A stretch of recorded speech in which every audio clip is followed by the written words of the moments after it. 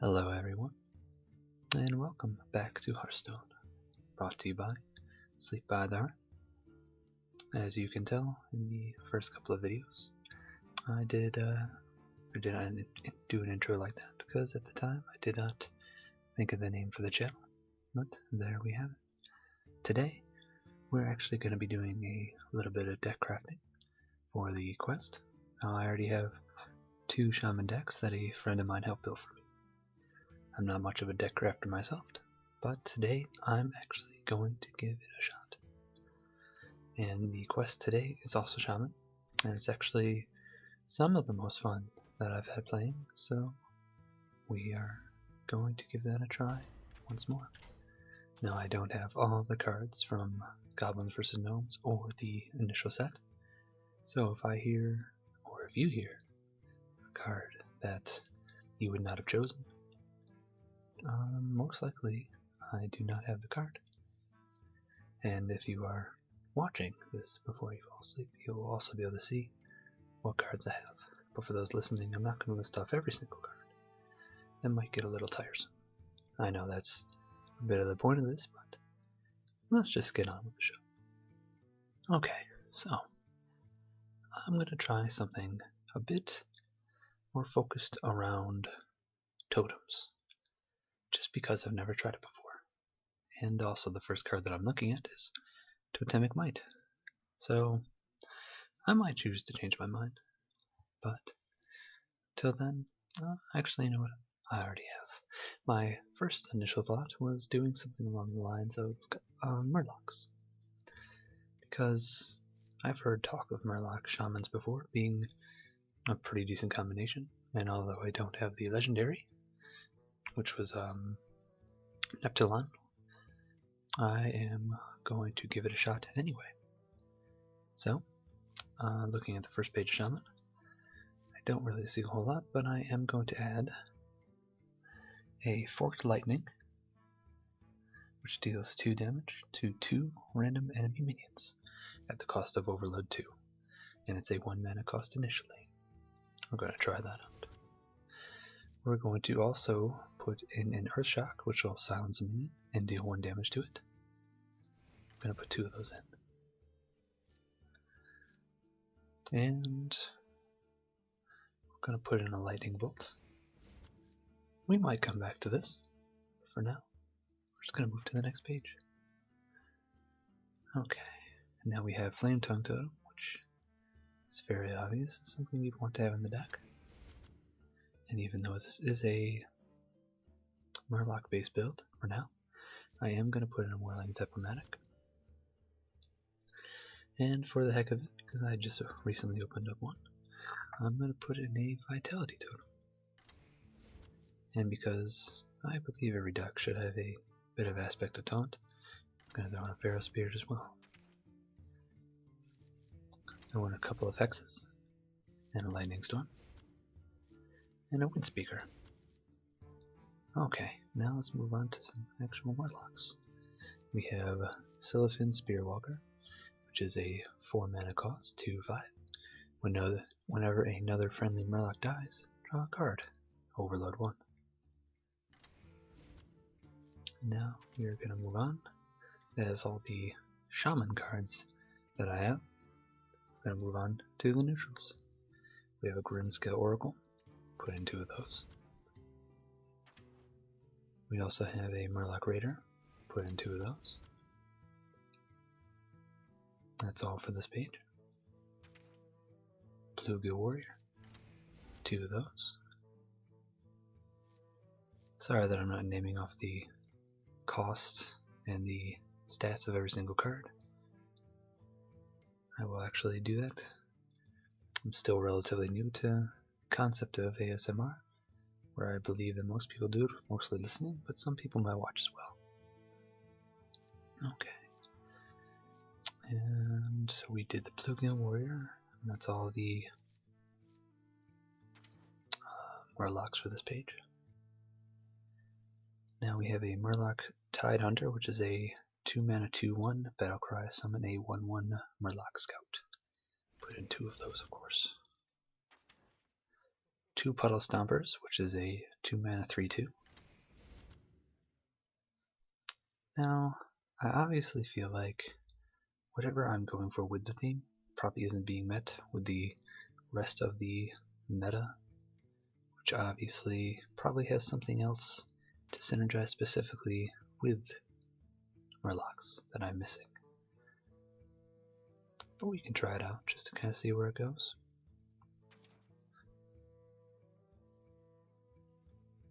Looking through the pages, it doesn't really look like I have a whole lot of other Murlocs at this time.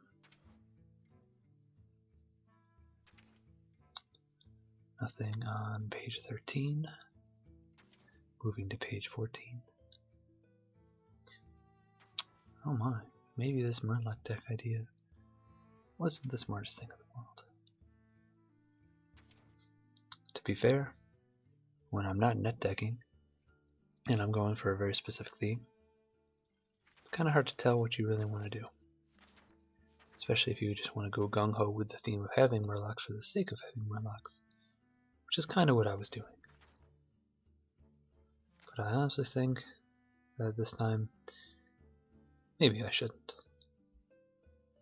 So in fact, we're actually going to take out, you know, we're not going to take out any Murlocs. We're just going to add to what we have. Add some more spells. So, in the meantime, what we're going to do, because I at least want to try this out once, I'm going to put in 2 Bloodlusts. And we're also going to put in another Windspeaker to give Wind Fury. And the Bloodlust is a 5 mana cost. Give your minions +3 attack this turn. Okay, so we have 3 more cards that we are able to put in the deck. We are out of Murlocs at this time. So what we, in fact, are going to do is put in an Annoyatron and 2 Gibbon Stalkers. The Annoyatron is a 2 mana 1/2 with Taunt and Divine Shield. One of my favorite cards from Goblins vs. Gnomes. And then the Gibbon Stalker is a 2 mana 2/3, I believe. Yes, sorry, there was the deck limit 2 was actually covering the vitality of the creature. And he has stealth. So we are going to try that out. I'm not going to name the deck because, quite frankly, I don't really expect it to go anywhere. So let's try it out for one of the quests.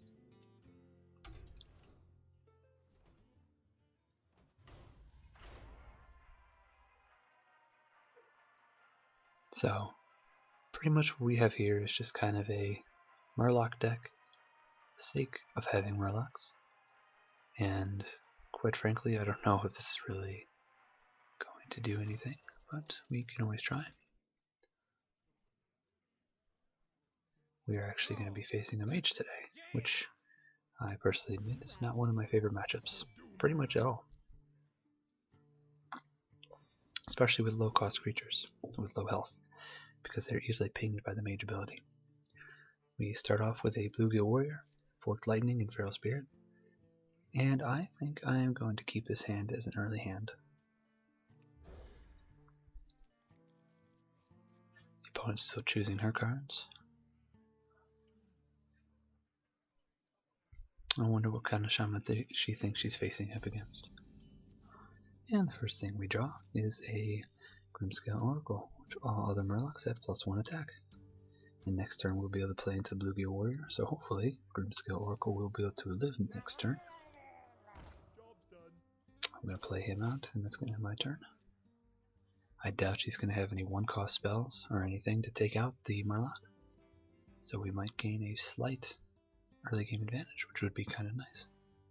Ooh, she plays the coin. I wonder if she's going to hero ability. She is. She is afraid of my 1/1 Murloc. Can't blame her too much though. However, that does give me access to play Bluegill Warrior. Getting a nice 2 health shave right off the top. Not exactly the biggest play, but I'll take small victories where I can take them.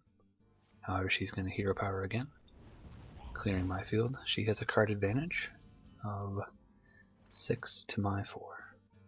I don't exactly have a whole lot, but we are going to have to throw down something. I think this turn we play the Feral Spirits. I know it feels a lot. It feels pretty early to be playing something like this, but I'm actually going to be dropping my Flame Tongue Totem, which I drew next turn. The other card I also drew was Lightning Bolt. He's going to drop down the Harvest Golem. Okay, so I have an option. I can either summon my Murloc Tidecaller to gain additional minions on the field, which I think I will do. And then next turn I'll play the Flame Tongue Totem. And for now I am just going to go straight for the Gusto.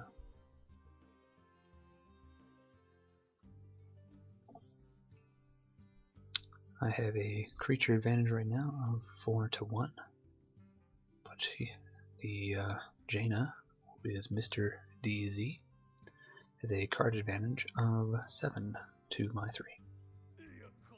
He drops down a Dark Iron Dwarf, boosting up his the Harvest Golem. Now I draw a Bloodlust, which we will save for a later time.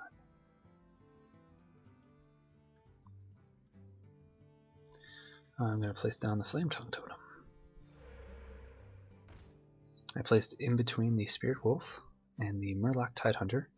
Tidehunter up to 4 attack, who is going to take out the Dark Iron Dwarf. My Murloc has died, but then it instantly gives my Murloc Scout +3. Which I am going to save and just use the Spirit Wolf to take out that, which might have been a foolish idea. In fact, now that I look at it, it is a very foolish idea, because he could easily destroy my 4-1 with Taunt. And I could have kept that alive on the field, but at the cost of my Tidehunter or Scout. So I guess either way, I'd be trading something. My only 2 attacking minions right now have 1 HP, so he can ping one of them and attack it with his damaged Golem, which is at 2-1. And currently the only other things I have on the field are my Flame Tongue Totem and my Wrath of Air, which gives +1 spell damage. Which I am holding a Lightning Bolt and a Forked Lightning, so that may come into play if he plays out another minion. Right now he plays the Iron Beak Owl to silence my Flame Tongue Totem, which is obviously to be expected at this point.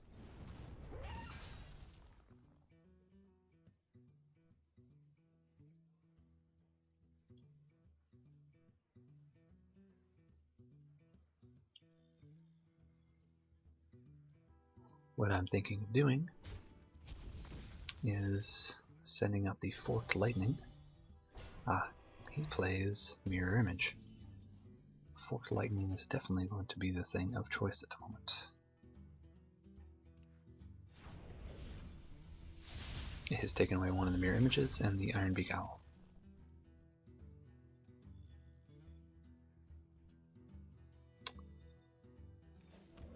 Fortunately, my Murloc Scout is down to 1-1, so it will not be able to completely kill the other Mirror Image unless I drop down my Lightning Bolt, which I kind of want to save for another time. Not to mention I don't want to have another Overload. But at the same time, if I drop down my Whirling Zap-O-Matic, you know what, we are actually going to do that.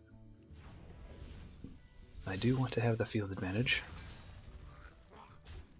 so at the cost of Overload and spending another one of my spells, not to mention next turn I can play Bloodlust and actually gain quite a bit of damage on the play.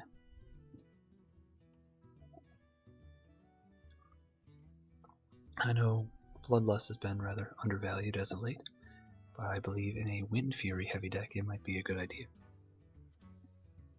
Obviously this isn't a Wind Fury heavy deck, because all I really have is the Whirling Zap-O-Matic, and I do believe I also have the Wind Collar, or whatever it was that gives friendly minions Wind Fury, which was going to be based around the Murloc theme. Right now he's taking his time. So as a bit of a synopsis, he has a heavy card advantage of 6 to my 1. I have a health advantage of 30 to 21 and a minion advantage of 3 to 1. And he just laid down a water elemental, which I will use my totems to clear with Bloodlust. He is going to ping my Whirling's Epimatic, it looks like, but I don't think he's going to be able to eliminate it this turn. He is heavily debating it, and he's running out of time. I will be sitting on 3 overloads for next turn, so it does not look like I'm going to actually be able to use my Bloodlust. I did not take that into play. So instead I will have to drop down a totem. Luckily for me it is the Taunt totem, and I'm also going to drop down my Murloc Raider. And I am simply going to attack Jaina twice for 6 damage.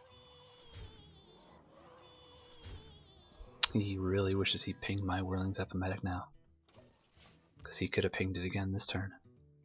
But I guess he had to drop down the water elemental, and that might have cost too much. How much does that thing cost? 4? He had enough. I don't know why he didn't do it. But hopefully next turn we'll be able to play Bloodlust, even if, well, the only thing that would be a threat at this point actually would be a Flame Strike. So I really pray he doesn't have one of those. No, but he does have a Polymorph.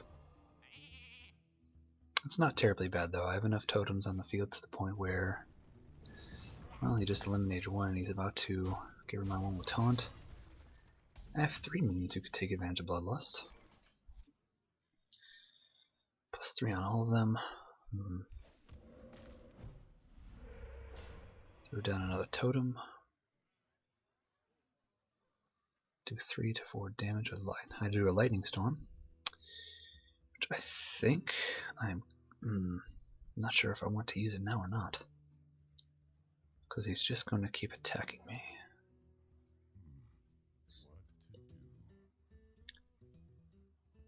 Unfortunately, it's a lot of damage to get rid of. However, he doesn't see a huge threat either. I think I'm going to hedge my bets for now. Try to get a bit of a card advantage back.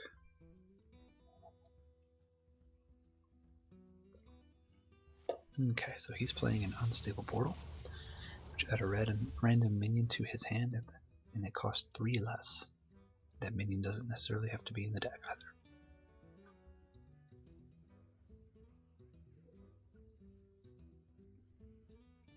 Alright, so just to catch everyone back up, if you're just listening along, I'm sitting at 29 health to his 14. He has a 6 to my 2 card advantage. I have 4 minions on the field to his 1, but 3 of them are totems and 1 of them is a sheep, of which he just pinged, so it is no longer there.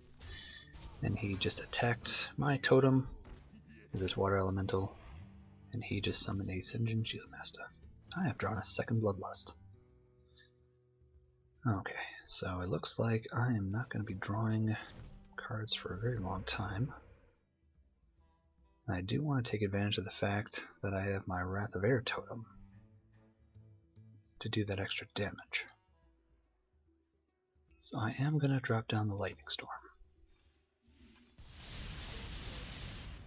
However, that's only going to damage his minions. I don't have a way to keep him from attacking me directly. I am going to hold off the Bloodlusts, mostly because I can't play the other one. I do want at least 1 more minion on the field. Here comes the Flame Strike. However, he is a fool to think he has me, because he Flame Strike nothing but totems, which means I am free to draw many minions now.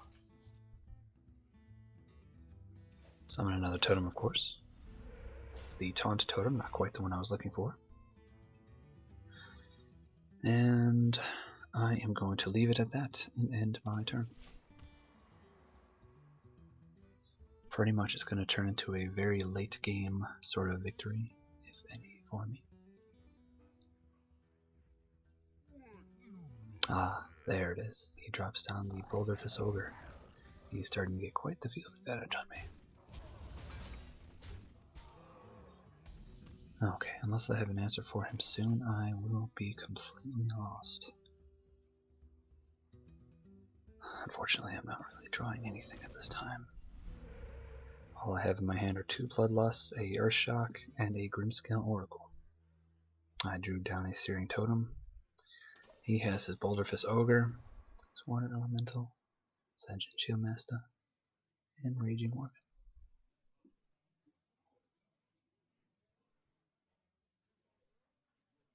Well played.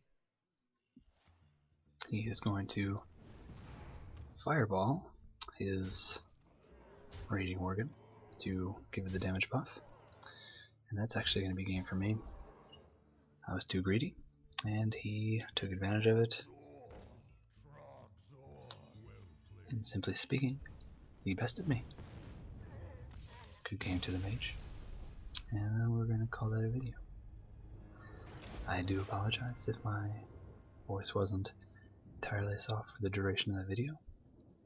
Sometimes I do forget exactly the type of video that I am going for. But I am going to try to improve that with time, of course. Thank you all for watching today. I hope that you didn't make it to the end of this because you should be falling asleep. But if not, hey, there's always next time, right? If you do like the video, go ahead and drop a like. And if you feel like subscribing for more, I'll be trying to do at least 2 of these every day with the quest. And as always, I am going to be doing the version with the voice and the game volume. And I'm also going to be doing the version with just my voice. So it's kind of a whatever you prefer. If you have any requests on what you want me to play, I'm open to anything. As you can see, my rank isn't exactly the greatest. I'm only ranked 19 at the moment, and I honestly don't really plan for it to get much better than that. However, some of my favorite things to play are Shaman. I've done much better with my Shaman deck that a friend helped me with in the past, and I was going for a bit of a random theme with more or less very random and not very well constructed cards today. And also, I wasn't really top decking as much as I would have liked. But anyway, I digress, and I will talk to you later.